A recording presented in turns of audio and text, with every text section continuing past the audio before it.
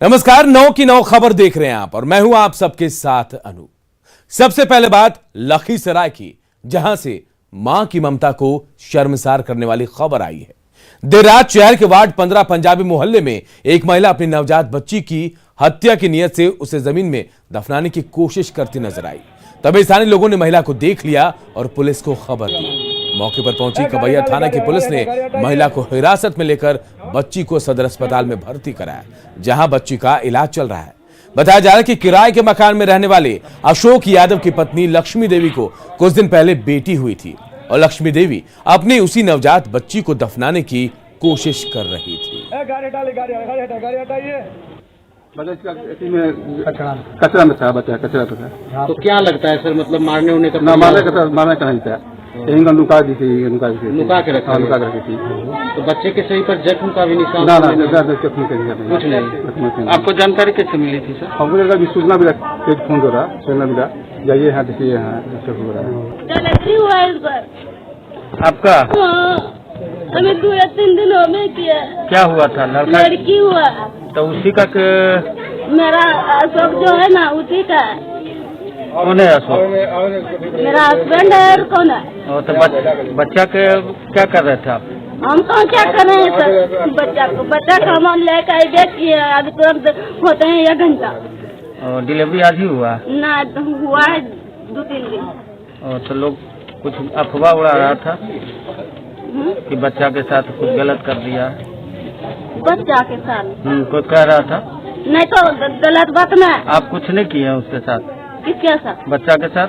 नहीं सर, यहाँ पर पहले वो औरत बैठी हुई समझे, तो एवं लेडीज बोल रहे थे कि अरे बच्चा लेकर के सामने दुआरी पर साहेब ये बैठा, पागल हो करके बैठो, इसको झाँक करके तू बोलने लगी, यहाँ बैठो ना, तोरा की मतलब? उसके बाद बचवा ले करके वो यहाँ पर आदमी ने बचवा ले करके उसे दे करके और उधर से औरत करके इधर से मैंने बच्चा लोग जलाने लगा।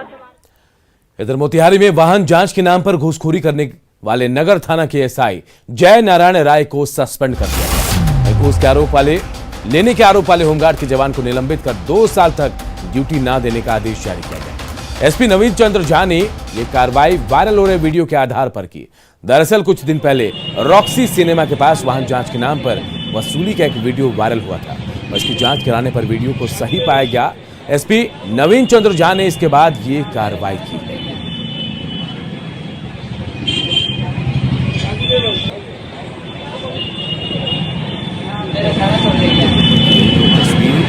वायरल वीडियो जिसके बाद कार्रवाई की गई है। खबर नवादा से है, जहां सड़क दुर्घटना में घायल युवक की अस्पताल में इलाज के दौरान मौत हो गई और इसके बाद मृतक के परिजनों ने अस्पताल पर लापरवाही का आरोप लगाते हुए भारी हंगामा किया। मामला नवादा के सिरदला SH 70 का है। हादसे में घायल युवक को सिरदला PHC में भर्ती किया गया था, जहां उसकी मौत हो गई। परिजनों ने डॉक्टरों पर लापरवाही का आरोप लगाते हुए भारी हंगामा किया। इस दौरान मृतक के परिजनों और सिरदला PHC प्रभारी डॉक्टर अजय कुमार चौधरी के बीच देर तक तू मैं होती रही। बाद में पुलिस ने मौके पर पहुंचकर मामले को शांत कराया। दवा लिखेंगे, वो हमरा रोगी को इलाज करें, अच्छा रहे। इलाज नहीं किए हैं, नहीं करने के कारण डॉक्टर नहीं इलाज करने के बाद हमारा लड़का डेथ किया है। क्या वजह डेथ किया जी? क्या वजह डेथ किया है? अभी हम आ रहे हैं सर। और देखिए, कहने को तो पटना स्मार्ट शहरों की सूची में शामिल है, लेकिन रात में इस स्मार्ट शहर की तस्वीरें डराती हैं। पटना के सबसे व्यस्त और पॉश इलाका बेली रोड तो अक्सर पूरी तरह से अंधेरे में डूबा रहता है। बेली रोड में नया पुल से लेकर सगुना मोड़ तक कई किलोमीटर के इलाके में लगी 50 से ज्यादा स्ट्रीट लाइट खराब पड़ी है। यहां से गुजरने वाले यात्रियों का कहना है कि इलाके में गाड़ी चलाने में अब डर लगता है। पटना के बेली रोड का जायजा लिया हमारे सहयोगी रवि एस नारायण ने। कहने को पटना स्मार्ट शहर है और इस स्मार्ट शहर की एक चौंकाने वाली हकीकत जरा देखिए। अभी हम खड़े हैं पटना के बेली रोड पे।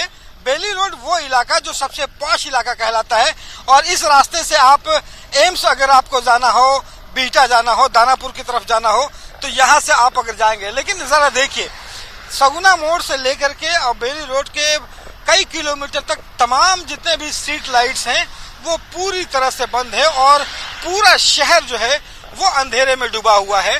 और ये एक चौंकाने वाली तस्वीर है कि ये कैसा स्मार्ट शहर है जहां पे पूरा शहर अंधेरे में डूबा हुआ हो और यहाँ पे सिर्फ आपको रोशनी वहीं पे दिखाई पड़ेगी जहां से गाड़ियां जो है वो सिर्फ आ रही है। और अगर गाड़ियां जो है आनी जानी बंद हो जाएं तो पूरी तरह से ये अंधेरे में डूबा हुआ दिखाई पड़ता है और ये एक चौंकाने वाली तस्वीर है। और ये सब यहाँ पे तमाम दावे नगर विकास विभाग करती है, यहाँ पे सुविधाओं देने की बात करती है, लेकिन जरा देखिए कि वैसा जगह जहाँ पे इस बेली रोड पर तमाम संस्थान है, यहाँ पे सचिवालय है, यहाँ से चंद किलोमीटर की दूरी पर मुख्यमंत्री आवास है, लेकिन यहाँ पे पूरा शहर जो है वो अंधेरे में डूबा हुआ है।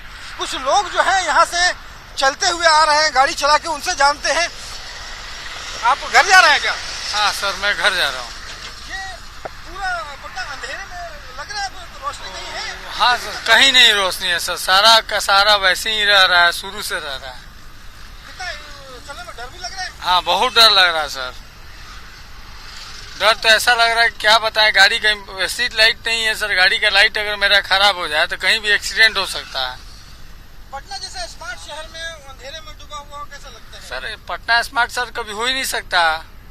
यहाँ की सरकार ऐसी व्यवस्था नहीं की है कि जो स्मार्ट शहर में तब्दील हो जाए।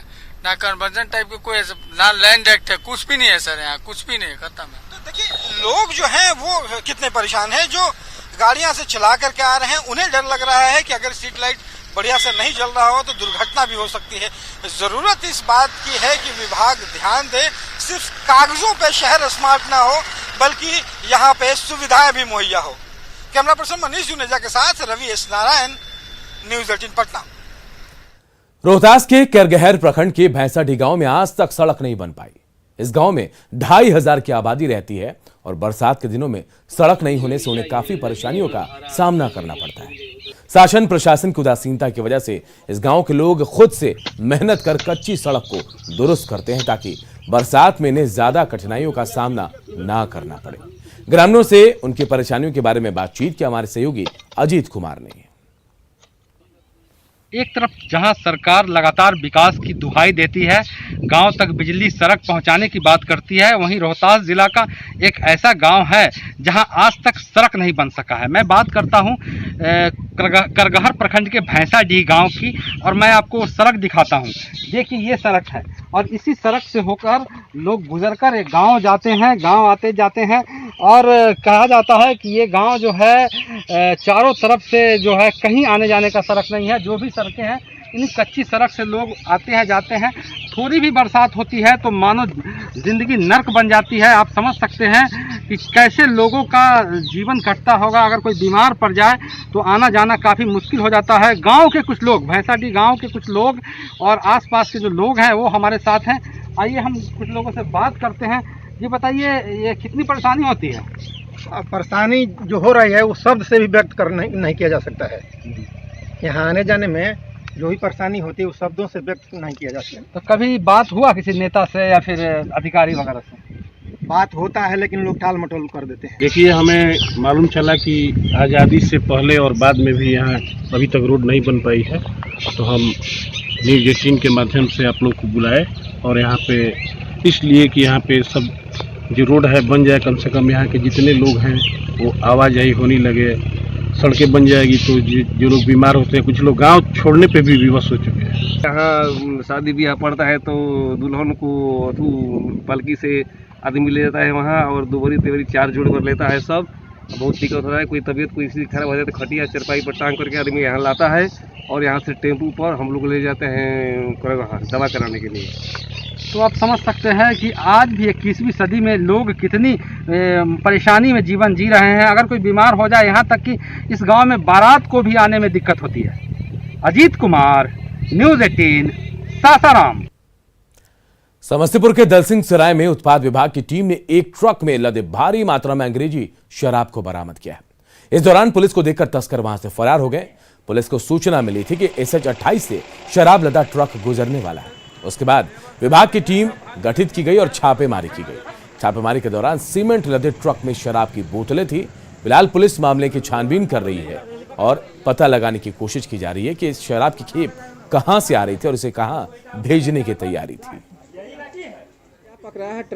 ये दलसिंह सराय के अंतर्गत NH पर ये ट्रक खड़ी थी और इसी में छापामारी की गई तो एक इससे लदा हुआ सीमेंट से लदा हुआ शराब पकड़ा है, विदेशी शराब का खेप है।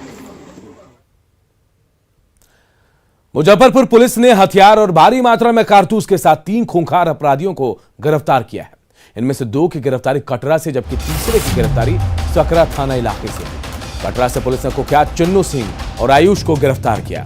इनके पास से 3 ऑटोमेटिक लोडेड पिस्टल और 66 राउंड गोलियां बरामद की गई। चुन्नू सिंह ड्यूक हॉस्टल के छात्र राजवर्धन शर्मा की हत्या में फरार चल रहा था। मुसहरी थाना में पुलिस के साथ एनकाउंटर में ये दोनों फरार चल रहे थे। ये दोनों जेल में बंद कुख्यात केशव शर्मा नामक अपराधी के शागिर्द हैं और उसी के इशारे पर आपराधिक वारदातों को अंजाम देते थे। पुलिस ने इनके पास से एक हाई स्पीड बाइक भी बरामद की।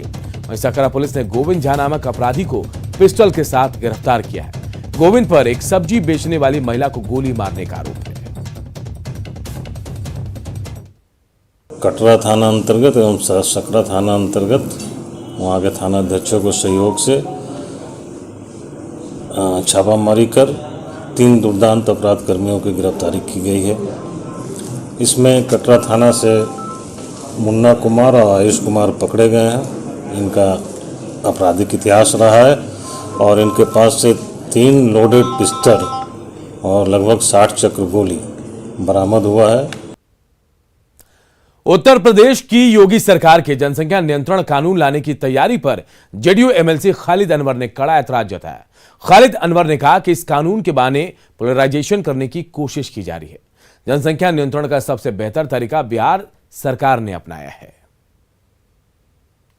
सही बात यह है कि पॉपुलेशन जो बढ़ रहा है, आबादी जो बढ़ रही है, इससे सभी परेशान हैं। लेकिन इसको पोलराइज करने के लिए, पॉलिटिकली फायदा उठाने के लिए अगर कोई गवर्नमेंट पॉलिसी बनाती है तो इसका कोई साथ नहीं दे सकता और इसको रिजेक्ट किया जाना चाहिए।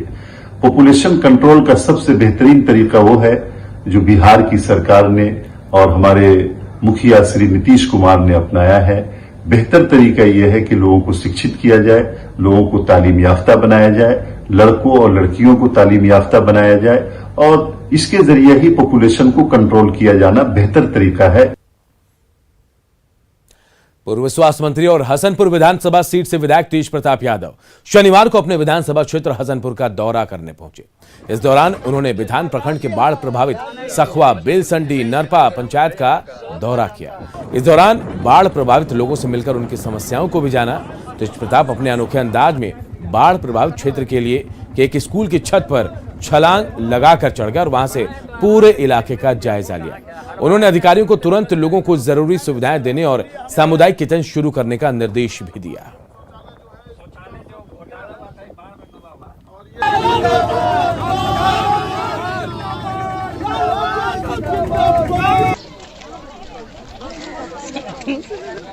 रुपया लिया गया सब विधायकों से और वहाँ कुछ इस्तेमाल नहीं हुआ है।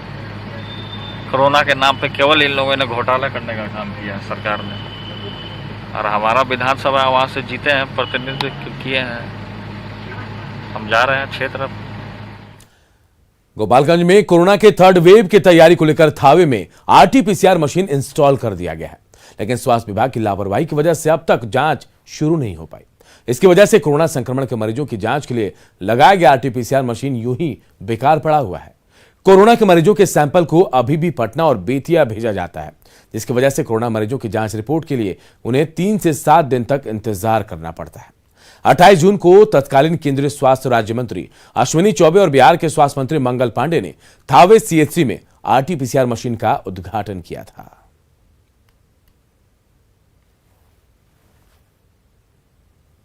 है कि जो RNA सेपरेटेड मशीन है वो इसके साथ साथ आई नहीं है। ये यूनिसेफ ने डोनेट किया है मशीन को, समझ गए ना।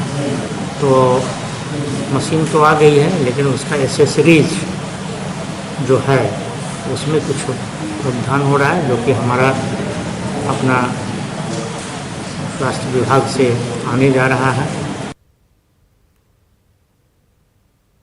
कोरोना के थर्ड वेव को लेकर गोपालगंज जिला प्रशासन और स्वास्थ्य विभाग ने भी तैयारी तेज कर दी है और इसी के मद्देनज़र 28 जून को केंद्रीय राज्य मंत्री अश्विनी चौबे ने गोपालगंज में भी RT-PCR मशीन का वर्चुअल उद्घाटन किया था। अभी हम थावे के कम्युनिटी हेल्थ सेंटर में हैं और यहीं पर RT-PCR मशीन को जो इंस्टॉल किया गया है। अभी तक जो ये RT-PCR मशीन है इसको यहाँ पर उसको शुरू नहीं किया जा सका है। बताया जाता है कि यहाँ पर जो माइक्रोबायोलॉजिस्ट हैं वो नहीं है यहाँ पर। और आप देखें यहाँ पर कि जहाँ पर ये RT-PCR लैब है वहाँ पर ताला लगा हुआ है और यहाँ पर मशीन को ऐसे ही रख दिया गया है। इसका जो एक पार्ट है RNA जो मशीन है वो यहाँ पर नहीं है और सिर्फ एक पार्ट इसका यहाँ पर लगा हुआ है।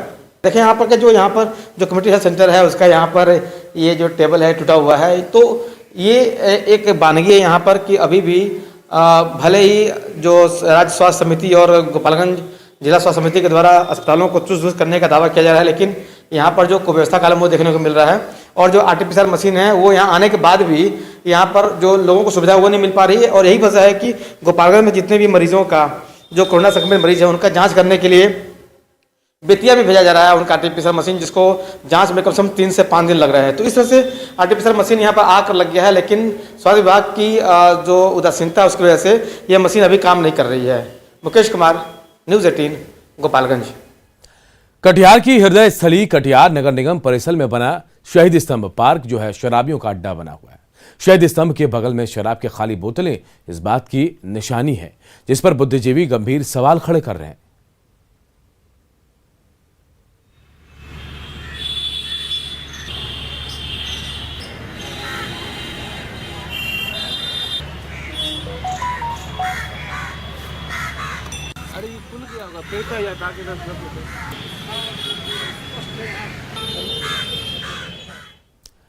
तो झारखंड में महिला प्रताड़ना के मामले दिनों दिन बढ़ते जा रहे हैं। सरकारी दफ्तरों में काम करने वाली कामकाजी महिलाओं के साथ साथ अदालतों में दूसरों को इंसाफ दिलाने वाली महिला अधिवक्ता भी इस दर्द से अछूती नहीं है। ये रिपोर्ट देखिए।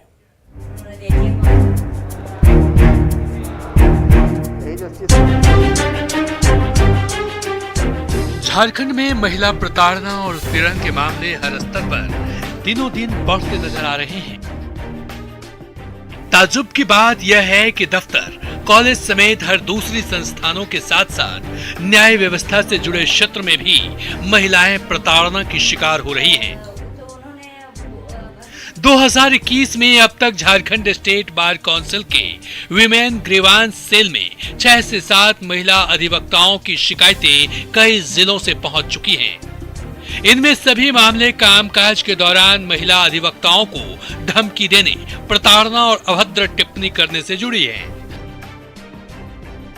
तो जहाँ पे महिलाएं कामकाजी महिलाएं, जो महिलाएं देखा जाए जहाँ पर वकील है, वकील जो महिलाएं दूसरे को हक दे रही हैं, जिनको अपना कानून बता रही हैं कि उनके प्रति कानून के क्या उनके अधिकार हैं, तो ये सारे अधिकार जो जानने वाली महिलाएं हैं उनको जब अपने कार्यस्थल में प्रताड़ित किया जाता है तो वो उस तरह का जो है वो कंप्लेन जो है इस ग्रीवांस सेल में देती हैं। शिकायतों की इस फाइल में एक मामला रांची सिविल कोर्ट का भी है, जहां एक महिला अधिवक्ता ने एक पुरुष अधिवक्ता पर दबंगई का आरोप लगाते हुए विमेन सेल में बाकायदा लिखित शिकायत दर्ज कराई है। मामला था यहाँ कुछ सीनियर्स के साथ मेरे साथ कुछ सीनियर्स का दुर्व्यवहार रहा है, तो उसके एवज में मैंने एक काउंसिल में एक एप्लीकेशन दिया है और एक महिलाओं को भी यहाँ बहुत ज़्यादा सुरक्षा नहीं मिल पाता है, हम लोग अनसेफ फील करते हैं। राज्य में झारखंड स्टेट बार काउंसिल में विमेन ग्रीवांस सेल का गठन 2018 में सुप्रीम कोर्ट के निर्देश के बाद हुआ था, लेकिन आज भी महिलाओं के अधिकार की सुरक्षा करने वाले इस सेल का गठन विधिवत तरीके से नहीं हो पाया है। नियम के मुताबिक शिकायत सेल में 50% से ज्यादा महिलाओं की भागीदारी होनी चाहिए। मैंने इस बात को बहुत बार जीबी में अलग अलग जगह पर संस्थानों में उठाया, लेकिन एकमात्र महिला होने के चलते, जैसे 25 मेंबर हैं और सारे पुरुष हैं, ऐसे जगह पर मैंने शिकायत की है झारखंड स्टेट बार काउंसिल में, लेकिन इसकी सुनवाई अभी तक से नहीं हुई है। ये दुर्भाग्य की बात है हमारे झारखंड के लिए। हालांकि ज्यादातर मामलों में महिला अधिवक्ता शिकायत में भी संकोच करती हैं, क्योंकि वह खुलकर ऐसे मामलों में सामने आने से बचती हैं। ऐसे में सवाल यह है कि स्टेट बार काउंसिल का विमेन ग्रीवांस सेल महिला अधिवक्ताओं को इंसाफ दिलाने में कितना सफल हो पाता है। न्यूज़ 18 के लिए रांची से संजय कुमार सिन्हा की रिपोर्ट।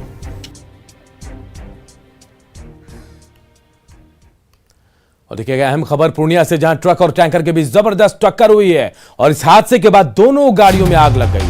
आग में झुलसने से 2 लोगों की मौत हो गई, जबकि एक शख्स की हालत गंभीर बताई जा रही है।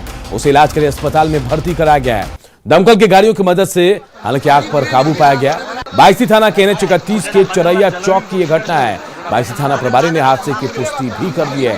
तो देखिए पूर्णिया की खबर, जैसे कि 2 टक्कर हुई गाड़ियों में और कैसे धुधु कर ट्रक जल गया। देखिए हालांकि 2 लोगों की मौत की खबर, जबकि एक शख्स की हालत अभी गंभीर बताई जा रही है। NH 31 के चौरैया के पास की घटना है, जहां भीषण सड़क हादसा हुआ। ट्रक और टैंकर में टक्कर के बाद दोनों में आग लग गई। 2 लोगों की मौत की खबर, जबकि एक शख्स गंभीर रूप से घायल है। उसे इलाज के लिए अस्पताल में भर्ती कराया गया है।